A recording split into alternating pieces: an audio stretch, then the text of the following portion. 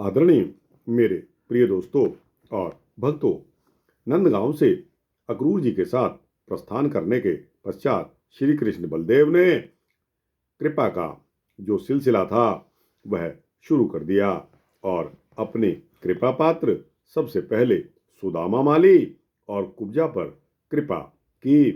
धनुर्भंग तथा मथुरा की स्त्रियों पर श्री कृष्ण के मधुर मोहन रूप का प्रभाव भी पड़ना शुरू हो गया।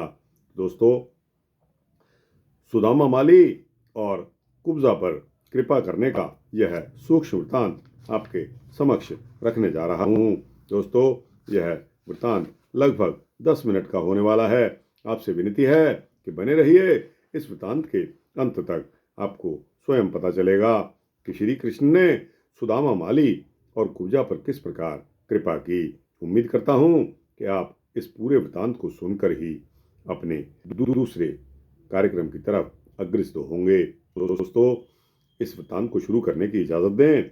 श्री जी कहते हैं कि राजन, तदनंतर ग्वाल बालों के सहित नंदनंदन श्री कृष्ण बलराम सुदामा नाम वाले एक माली के घर गए जो फूलों के गजरे बनाया करता था। उन दोनों भाइयों को देखकर माली उठकर खड़ा हो गया और हाथ जोड़कर उसने नमस्कार किया और फूल के सिंहासन पर श्री कृष्ण बलदेव को बैठाकर गदगद वाणी में बोला। श्री सुदामा बोला कि देव, जहां आपके शुभ आगमन से मेरा कुल तथा घर दोनों धन्य हो गए, मैं ऐसा समझता हूँ कि मेरी माता की 7 कुलें और मेरे पिता की 7 कुलें तथा पत्नी के कुल की भी 7 पीढ़ियां वैकुंठ लोक को चली गई हैं।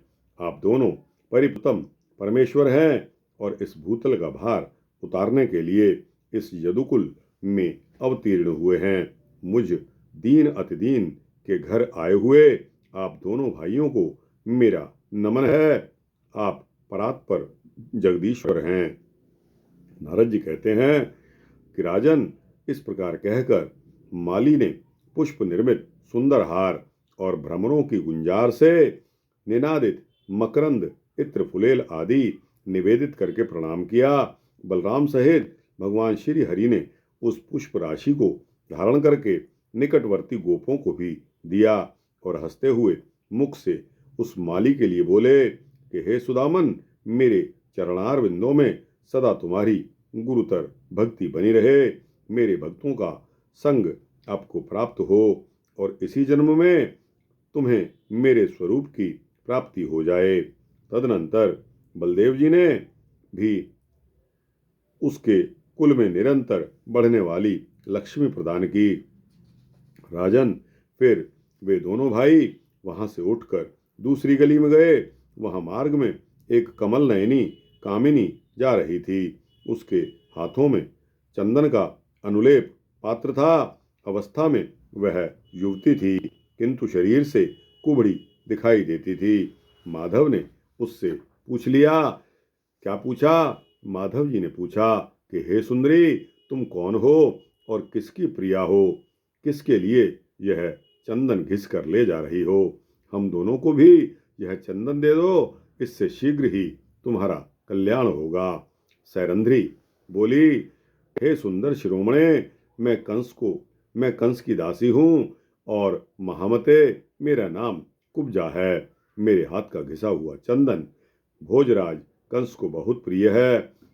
अब तक तो मैं कंस की ही दासी रही हूँ, किंतु इस समय आपके सामने उपस्थित हूँ। हाथी के शुभ दंड की भांति जो आपके ये बलिष्ठ भुजदंड हैं, इनमें मेरा मन लग गया है। आप दोनों भाइयों को छोड़कर दूसरा कौन ऐसा पुरुष होगा जो इस चंदन लेप के योग्य होगा? आप दोनों भाइयों के समान सुंदर रूप तो त्रिभुवन में कहीं नहीं है। श्री नारद जी कहते हैं कि राजन, हर्ष से भरी हुई कुब्जा ने उन दोनों भाइयों के लिए स्निग्ध अनुलेप प्रदान किया। उस अंगराग से वे दोनों बंधु बलराम और श्री कृष्ण शोभा पाने लगे। ब्रज के अन्य बालकों ने भी थोड़ा थोड़ा वह दिव्य चंदन ग्रहण किया। कुब्जा 3 जगह से टेढ़ी थी। श्री कृष्ण ने उसे तत्काल सीधी करने का विचार किया।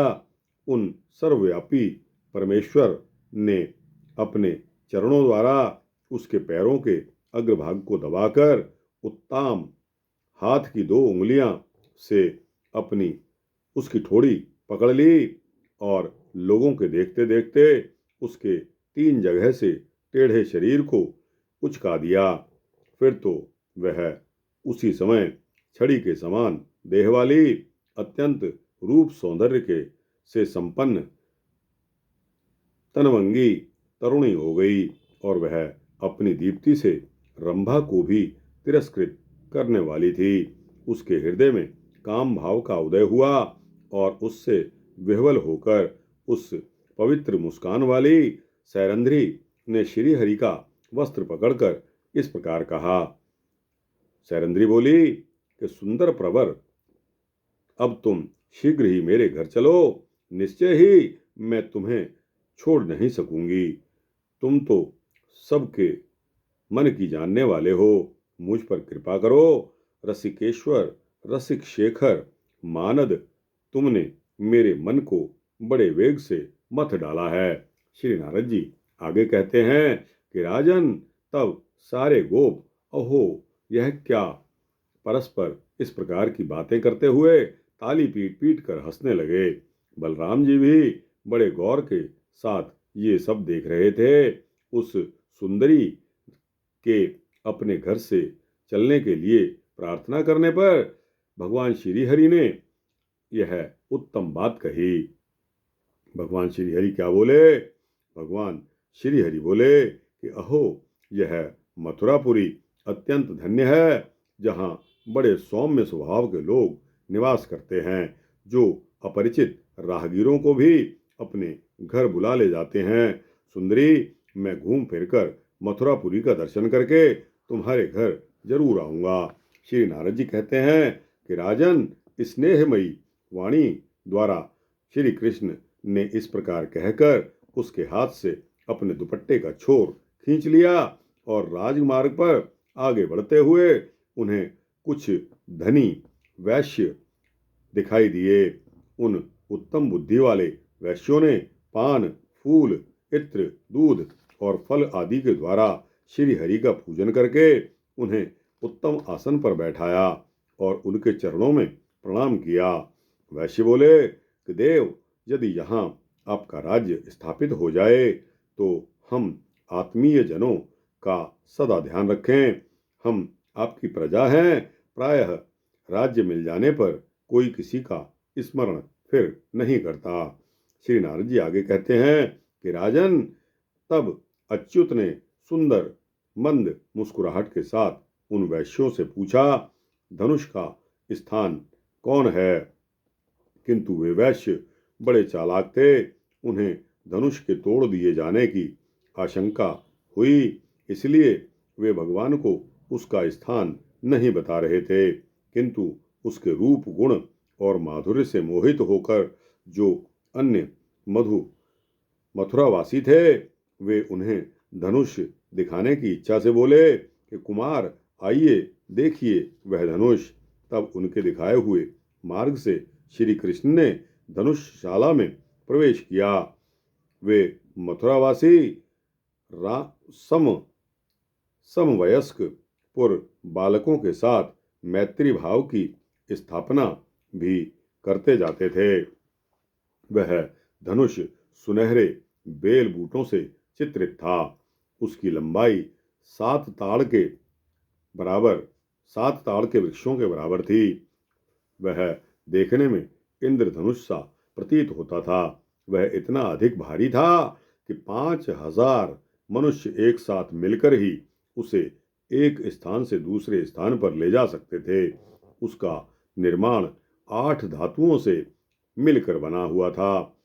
वह कठोर धनुष 1,00,000 भार के समान भारी था और चतुर्दशी तिथि को पूर्ववासियों द्वारा पूजित होकर यज्ञ मंडप में स्थापित किया गया था।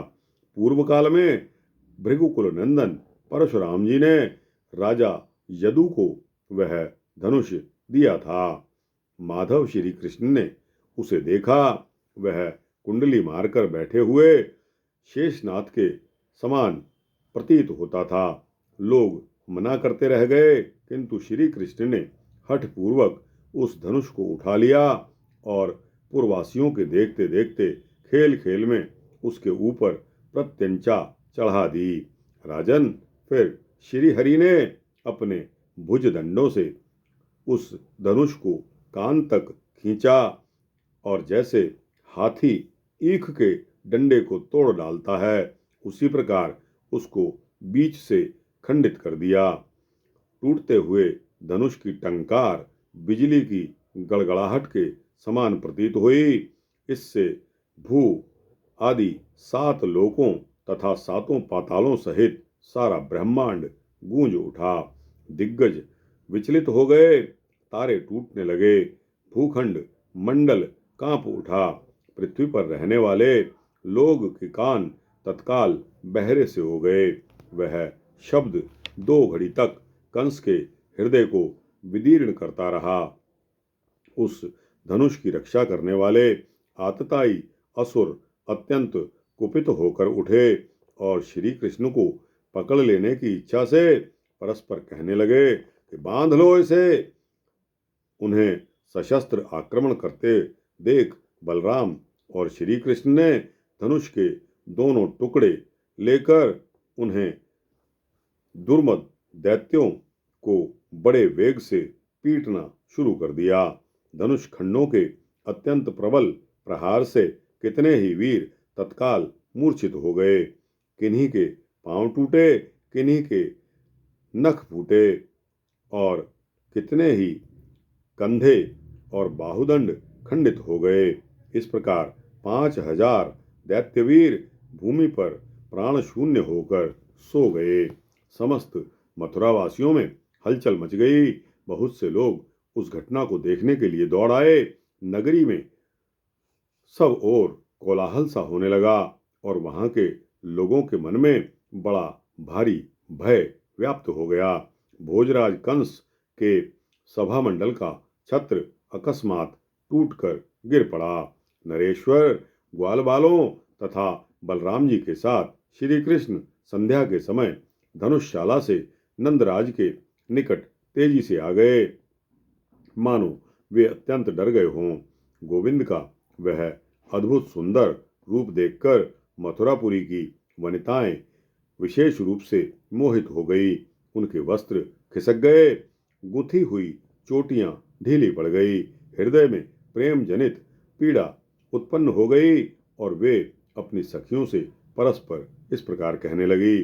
पुर स्त्रियां बोली कि सखियों, करोड़ों कामदेवों की कांति धारण किए हुए श्री हरि बड़ी उतावली के साथ मथुरापुरी में स्वच्छंद विचरने लगे हैं और जिन किन्हीं युवतियों ने उन्हें देख लिया है, हम उन जैसी सभी स्त्रियों के समस्त अंगों में वे अनंग बनकर समाविष्ट हो गए हैं। कुछ चतुरा स्त्रियों ने कहा कि क्या इस पुरी में ऐसी क्रूर स्त्रियां नहीं हैं जो अनंग मोहन श्री कृष्ण के सारे अंगों को घूर घूर कर देखती हैं।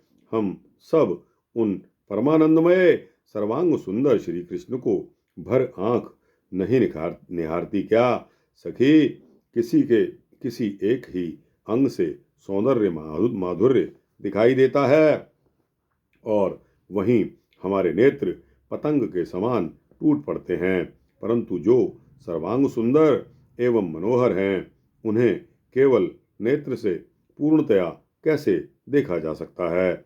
नंद नंदन का अंग अंग सुंदर है, इसमें जहाँ जहाँ भी दृष्टि पड़ती है, वहीं वहीं परम सुख पाकर वहाँ वहाँ से लौटने का नाम नहीं लेती।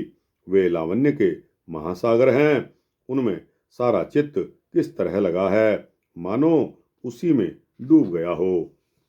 श्री नारद जी कहते हैं कि मिथिलेश्वर नगर की जिन जिन स्त्रियों ने दिन में ब्रजराज नंदन को देखा, उन्होंने स्वप्न में भी उन्हीं का दर्शन किया। फिर जिन्होंने रासमंडल में उनके साथ रासलीला की, वे गोपांगनाएं उनके मधुर मनोहर रूप का कैसे निरंतर स्मरण न करें। तो दोस्तों, श्री गर्ग संहिता के मथुराखंड के अंतर्गत श्री नारद बहुलाश्व के संवाद के अंतर्गत मथुरा दर्शन नामक यह 6ठा अध्याय यहाँ समाप्त होता है। आपको कैसा लगा? अच्छा लगा हो तो इसको लाइक और शेयर करते हुए अपने दोस्तों, भक्तों, मित्रों, जिज्ञासुओं तक अवश्य पहुंचाना। दोस्तों, कमेंट्स सेक्शन में आपकी राय अवश्य देना। और दोस्तों, इस चैनल को अगर आप सब्सक्राइब कर देंगे तो आपको इसी तरह के सूक्ष्म भक्ति वृत्तांत मिलते रहेंगे, सबसे पहले मिलेंगे। जय श्री राधे कृष्णा।